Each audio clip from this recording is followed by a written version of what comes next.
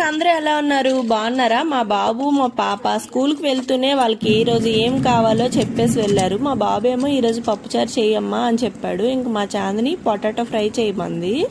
ఇంకా మా కార్తీక్ అయితే 365 రోజులు పప్పుచారే కావాలంటాడు. ఇంకా పప్పుచారు అయితే మొన్నే చేసాము. ఈ రోజు అందుకే పప్పుచారు కాకుండా పప్పు చేద్దామని ఇంకా కావాల్సినవన్నీ ఇలా కోసి పెట్టుకుంటున్నాను. ఆల్రెడీ పప్పును కూడా ఒక 2 గంటలు అయితే నానబెట్టేసి, అలాగే అందులో పచ్చిమిరపకాయలు, టమాటాలు, అలాగే ఒక మామిడికాయ కూడా ముక్కలు కోసేసి, ఒక ఆనియన్ కూడా కట్ చేసేసి వేసేసుకున్నాను. అలాగే ఒక గ్లాసు పప్పుకి 2 గ్లాసుల వాటర్ చొప్పున ఇలా కుక్కర్ విజిల్ పెట్టేసి ఒక 4 విజిల్స్ అయితే పెట్టుకున్నాను. ఇంకా పప్పు విజిల్స్ వచ్చేలోపు ఒకవైపు అయితే పొటాటో ఫ్రై కూడా చేసేసుకుంటున్నాను. కళాయి పెట్టుకుని ఆయిల్ వేసుకుని అందులో పోపు సామాన్లు, ఆనియన్స్, ఎండుమిర్చి, కరివేపాకు వేసేసి కట్ చేసుకున్న పొటాటో కూడా వేసేసి అందులో సాల్ట్, పసుపు వేసేసుకొని ఫ్రై చేసేసుకుంటున్నాను.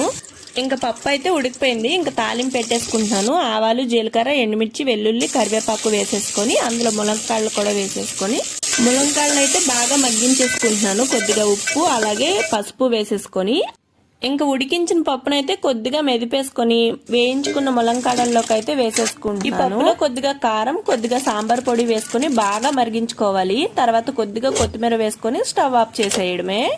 ఈ పప్పు ఇలా అవుతున్నప్పుడే ఇంకా నేను పొటాటో ఫ్రైలో కొద్దిగా కారం, కొద్దిగా గరం మసాలా, కొత్తిమీర కూడా వేసేసుకొని అది కూడా ఆపేసాను. సో ఇది ఈ రోజు మా లంచ్. ఇంతకీ మీరేం వండుకున్నారు? మీ పిల్లల ఫేవరెట్ ఫుడ్ ఏంటో కామెంట్ చేసేయండి. ఇంకా ఇలాంటి వీడియోస్ కావాలంటే మన ఛానల్ పైన కన్నేసి ఉంచండి. Thank you for watching. Bye bye friends.